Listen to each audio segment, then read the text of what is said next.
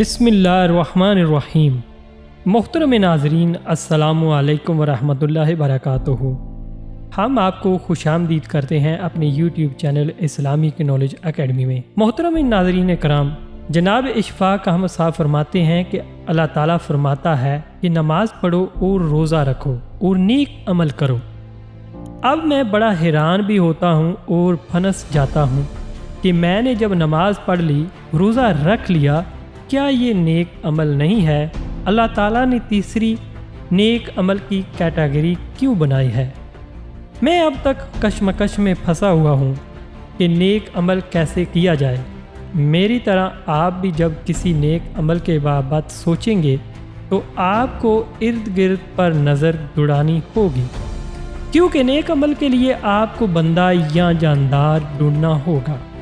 किसी बड़ी अम्मा को पास बिठाकर पूछना होगा कि अम्मा रोटी खाधी है कि नहीं खाधी, तेरे पुत ने तनु मारिया सी हुण ते नहीं मारदा। ये नेक अमल है। किसी दोस्त से अच्छी बात करना नेक अमल के ज़ुमरे में आता है।